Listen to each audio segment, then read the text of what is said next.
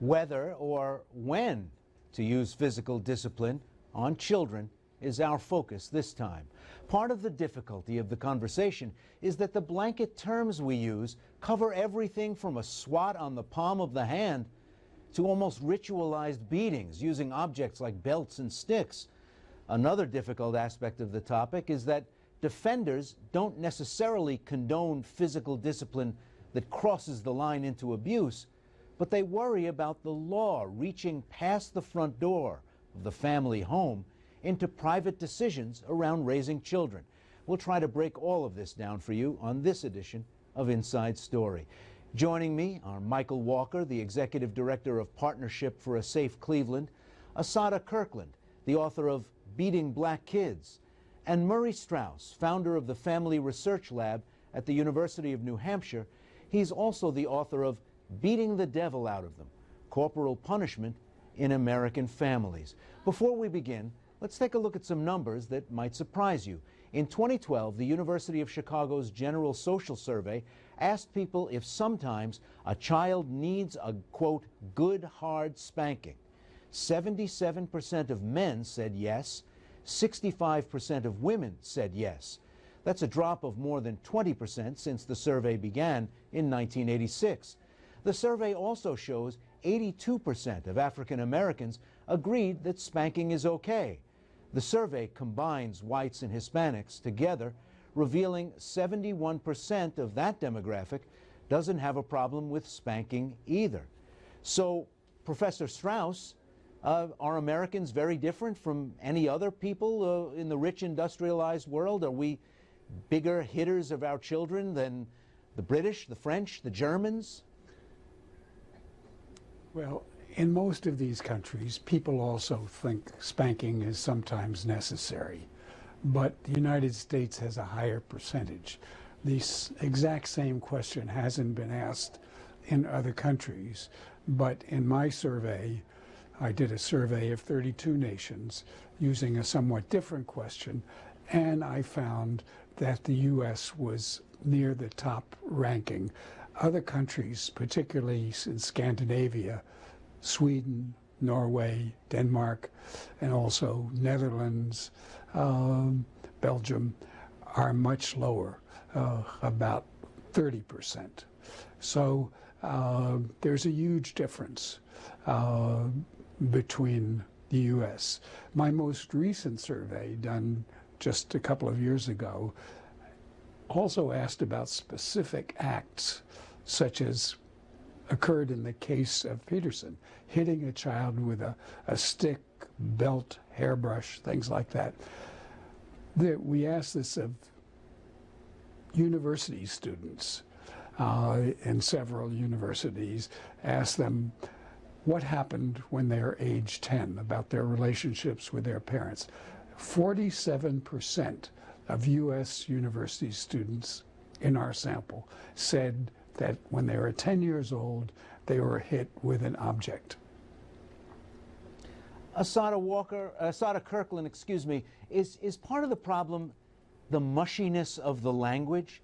That when we talk about a whooping, it could mean a lot of different things in a lot of different households, and really covers a range from things that might seem very appropriate to a lot of families to things that might make them recoil in horror. Sure. I'm glad you brought up the issue of language, because repeatedly I kept hearing about how people discipline their children. And when you look up the word discipline, I charge the audience to go and get their dictionaries now. Look up the word discipline. It actually has the same etymology as disciple, which is disciplina. It's a Latin root that means to teach. And so when you're disciplining your child, you should be teaching your child, not hitting them. That is something that came out of an experience where a slave master beat a black person and said, I am going to discipline you, and where people had to follow suit. So language is very important in this case. Yes, it does get mushy, but only because we're not clear in words. We have some misunderstandings of words, and so they need to clear discipline. They also need to clear friend. I was on a radio show yesterday, and we talked about people saying, I don't want to be my child's friend, but we had callers in come in and say what the definition was, and it was like ally, somebody you trust, like you totally want to be your child's friend. So yeah, we need to clear that up. That's part of what we need to do, but language is very important in defining what we are going to do and should do going forward. Could you predict, Asadah Kirkland, that in families where this kind of hitting, use of physical force as a part of discipline, runs in families, that if you got whacked pretty hard, you are more likely to do that to your own children, or less likely? I mean, is there some sort of intergenerational conversation going on here? Well, all children do what their parents do, just the bottom line. You just have to observe. And if a parent smokes, a child more than likely will smoke. This whole issue around hitting, you know, people want to be upset about gang violence, but you taught the children violence first when they were 2 years old. They learned that to get a result, you have to hit. To get a result, you have to strike.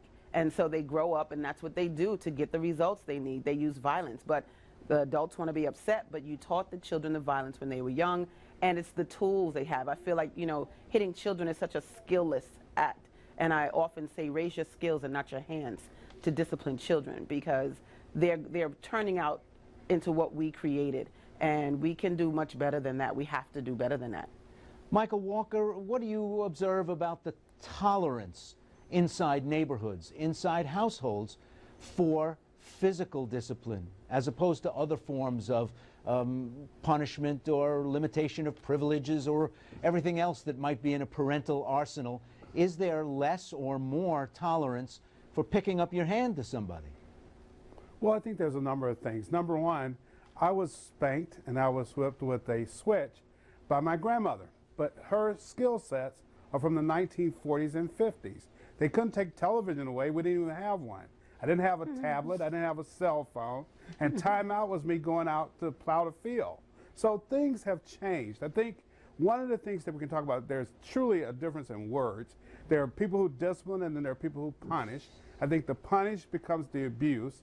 And so as we talk about this issue, one, we need to be really clear on the words being similar and meaning the same thing.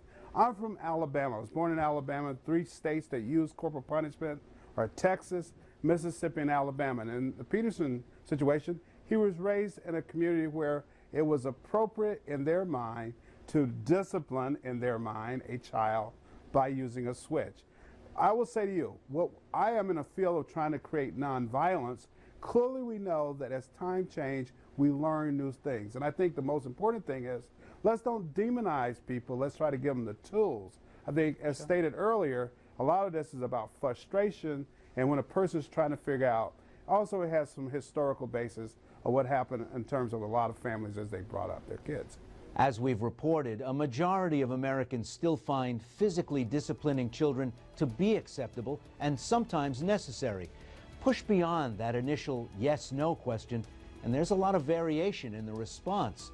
When we come back, after a short break, we'll take a look at the breakdowns of region, race, religion. It's Inside Story. Stay with us. Welcome back to Inside Story on Al Jazeera America. I'm Ray Suarez. Corporal punishment, this time on the program. When and whether it's allowed, what it accomplishes, who does it, all this time on the program. Asadah Kirkland, help me out here. We saw all this widespread societal discussion after the Adrian Peterson story broke. And from the tone of it on television, in newspapers, online, you would think that this was a country that was far more disapproving of hitting children than it really is. Is the problem really that the kind of people who make and appear on TV shows are a little different from the people who are sitting at home and watching TV shows? Well, you know, let's not get it twisted, as we would say in the street, right? Let's not get it twisted. This is an American problem. This is how America started.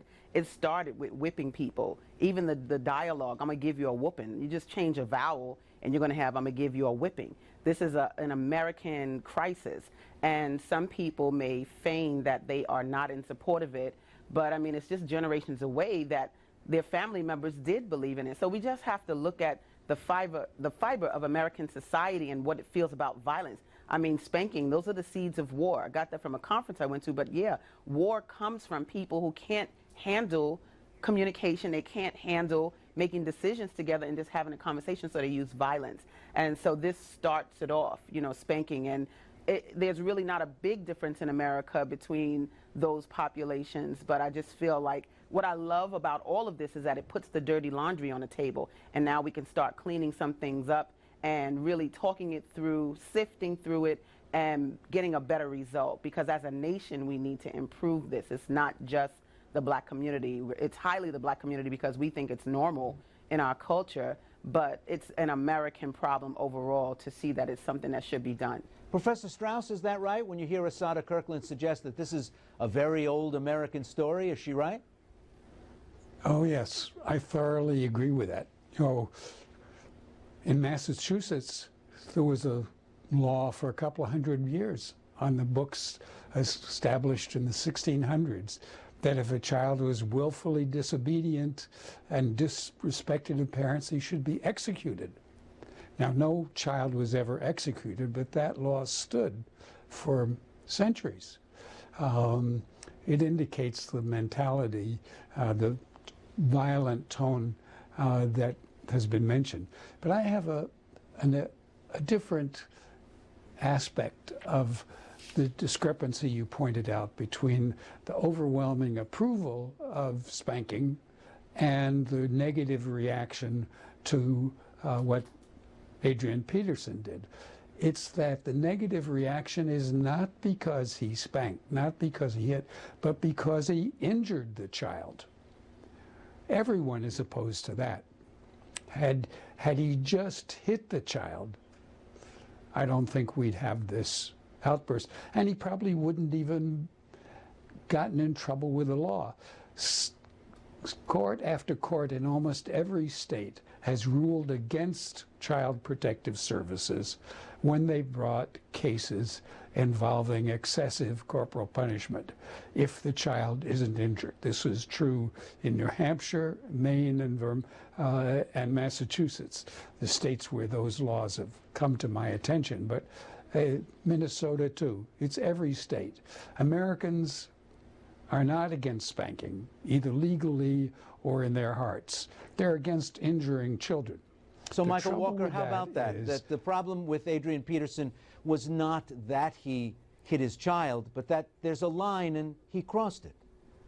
Well, I think so, because consider this. 19 states have legal corporal punishment in schools. I mean, so the notion of abuse, the reality is that he's admitted that he went overboard. And I think, again, the question, and my concern is always universality, is that if spanking is legal or corporal punishment is legal in a state, then the question then becomes abuse and beating and injury. And I think the professor has mentioned very well that we wouldn't even be having this conversation if he would have given his song 3 smacks and there was no injury. It would be he did something appropriate. He didn't want the other child harmed, and we move forward. I think that the conversation needs to be open and that we need to be clear that they're going into the homes and tell you how you raise your child. No one is condoning beatings, and I think you open even our conversation today with, boy, this becomes a real challenge when you ask 70% of people still today are thinking it's okay. I think over time, more Americans will go towards nonviolent approaches, but they need tools to deal with that. And so I think we are seeing slowly changing in American culture around this issue. Asadah Kirkland, there have been sizable drops in the number of people who say it's okay, but it's still a big majority. Yeah, well, see, I have a zero tolerance of any hitting of a child. We're talking about, abuse versus punishment, and, it's because Adrian Peterson left marks that it was a problem, and there should be a zero tolerance of it because, first of all, you're a big adult hitting a little child, really? And that's permissible? If we were having this conversation about, oh, you could slap your wife a couple of times and, if she gets out of line, and that's an adult. So it's domestic violence, just period. And we should really have a problem with a child being hit by an adult first and foremost because it doesn't solve anything and it doesn't teach them anything. And how would you feel as a child? It's totally confusing when someone you love leaves the memory of bringing you pain. Where do you go if the person you love brings you pain? You go somewhere else, and then that's when the trouble starts, because those people don't care for you the same way that your family's supposed to care for you. But that is like the spiral. That begins the downward spiral for the young person to have solutions on how to handle life. And so we really should be against bringing any pain to them. Professor, do we know about the lives of adults and have good numbers contrasting adults who were hit a lot as children versus ones who were not? Yes, there's been excellent research, longitudinal research, and even a couple of experiments that leave little doubt that spanking has harmful side effects, even when done, quote, in moderation. What kind of effects? It's a dose response that the more spanking, the worse the effect, but even a small amount adversely affects children, but less so. Now, how can that be? Almost everyone can say, since almost everyone's been spanked, almost everyone can say, well, I was spanked and I'm okay. And they do that to justify spanking. But that's not what it means. It's true. They were spanked and they're okay. But that's like smokers saying, well, I've smoked a lot and I'm okay. What are the statistics on smoking? And they're parallel for spanking. If you're a heavy smoker, there's a 30% chance that you're going to die prematurely.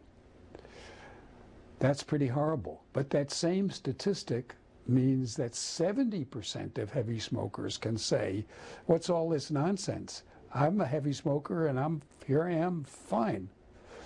So the fact is correct, but the interpretation is wrong. The correct interpretation is that they're one of the lucky 70%, not the unlucky 30%. Similarly, when I talk to people, they say, well, I was spanked and I haven't hit my wife. We'll be back with more Inside Story after this short break. When we come back, we'll talk more about the use of the law to regulate behavior inside the family. Everyone might agree that there's a difference between spanking and child abuse. Is the law a blunt instrument for helping us tell the difference? Stay with us. You're watching Inside Story on Al Jazeera America. I'm Ray Suarez. If I reached across the table and smacked one of my guests, those of you at home watching might endorse a charge of battery. If after the workday, I headed home and hit my 14-year-old daughter in the exact same manner, many of you might balk at the idea of criminal charges. We're trying to drill down into the subtle differences that shape our responses to those two slaps today on the program. Michael Walker, is there a sense that we all have that our children belong to us in a way and are ours to do with what we want? Well, I think here's my concern, and it's kind of a challenge, because I think you've listened to logic. Logic says that hitting serves no purpose, but I'm not going to sit here and say that my grandmother, who had me go out and pick my own switch, and she gave me those swats, didn't love me. But what is different is she learned new things as she grew older, and I gained some things from that. Problem with the law, and I'm going to say this, is that we are responsible. I heard, as the doctor said, well, an adult hitting a child, just think about the strength difference and how injury, we wouldn't tolerate that for domestic violence on women. Well, let me tell you something. We changed, because I can recall in our society when we believed it was okay to do that. So I think in reality, the law has been very, very challenging, because it's trying to define when you cross the line. If I go into your home and say, okay, teach your child not to be a Baptist because I'm Catholic, we would just, all of us would be appalled at that. Or to say, have to teach anyone anything about atheism. So I hear this as being, the law is very, very challenging because the clarity is a problem. We're near the end of our time, Professor, but maybe you could help us understand whether just outlawing this kind of behavior would keep people from crossing that line. Well, I have Two comments on that. First, the line should be no hitting, ever. Never spank a child, ever. Help them in other ways, correct them in other ways. Then there's no line. The second thing is that I think a law is necessary as part of the solution, but not a law that has criminal penalties. Sweden is an example. They passed a law prohibiting all spanking in 1979, and it's been very successful. Let me turn now to Chicago, to Asadah Kirkland. Can we do it merely by changing people's hearts, changing people's attitude, or do we need a law backing us up to change this behavior, if that's what you think is what we need? We need everything. We need the law passed, yes, make it illegal so that you're going to jail if you hit a child. Bring the law, and we do have to appeal to people's hearts.